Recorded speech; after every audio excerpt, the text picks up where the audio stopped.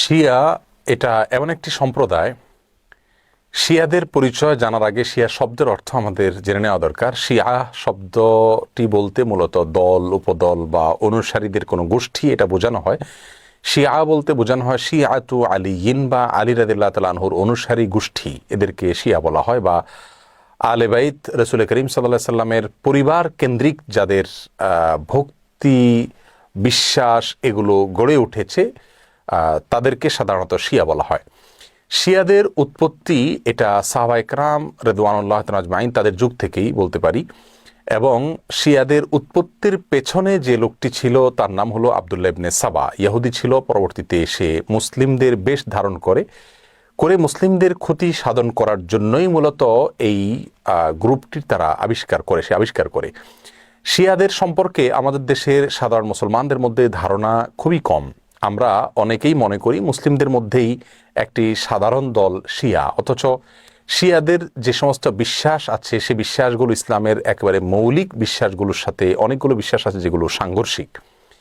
অনেক ভাই বোনরা মনে করেন যে শিয়াদের সাথে আহলে সুন্নাহ ওয়াল জামাআতের, অর্থাৎ যারা কোরআন এবং সুন্নাহকে দলিল হিসাবে গ্রহণ করে সেটাকে অনুসরণ করে, তাদের সাথে শিয়াদের একটা পার্থক্য তারা মনে করেন যে শুধুমাত্র খেলাফত নিয়ে, অর্থাৎ আবু বকর রাদিয়াল্লাহু তাআলা এবং আলী রাদিয়াল্লাহু তাআলা আনহুর ভিতরে কে বেশি খেলাফতের হকদার এটা নিয়ে মত পার্থক্য। আসলে বিষয়টা তা নয়, বরং শিয়াদের বিশ্বাসগুলোকে একত্র করা কঠিন। তাদের মধ্যে অনেকগুলো দল উপদল আছে, তার ভিতরে কমন কিছু বিশ্বাস আছে বেশিরভাগ শিয়ারা লালন করে।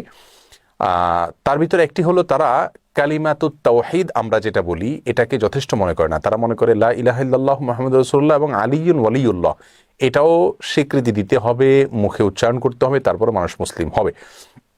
তাদের মধ্যে কোনো গ্রুপ আছে যারা কোরআনে কারিমের 30 পারার যে কোরআন এটার ব্যাপারে তারা সন্দেহ পোষণ করে এবং তারা কোরআনের বিকৃতিতে বিশ্বাস করে বা বিকৃতি করে, এটাকে তারা সঠিক মনে করে বিকৃতি করে থাকে।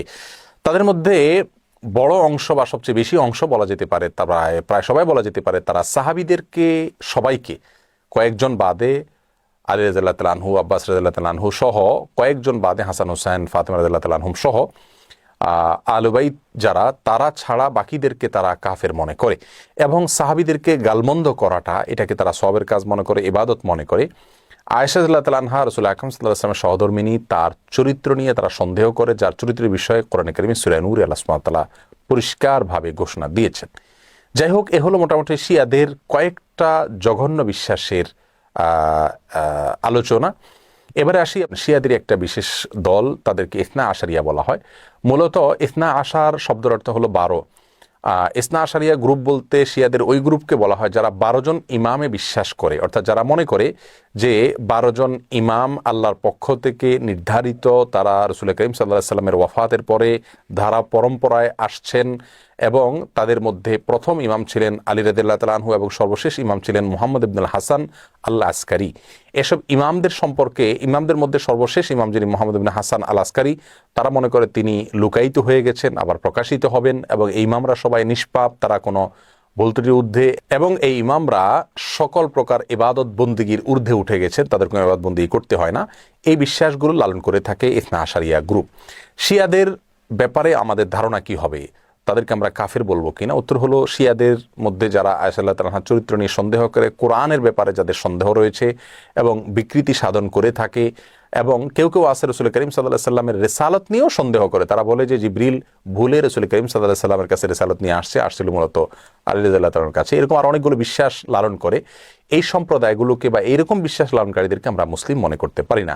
তবে হ্যাঁ, তাদের মধ্যে অনেকগুলো গ্রুপ আছে যাদেরকে সরাসরি কাফের বলা যায় না, তাদের অনেকগুলো ভুল এবং ভ্রান্ত বিশ্বাস রয়েছে।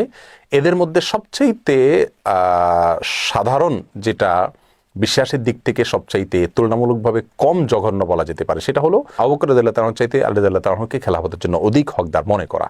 শিয়াদের অনেকগুলো ভ্রান্ত বিশ্বাস নিয়ে বিস্তারিত এবং বিশদ আলোচনা করা দরকার, তা না হলে তাদের বিষয়ে আমাদের ধারণা পরিষ্কার হবে না।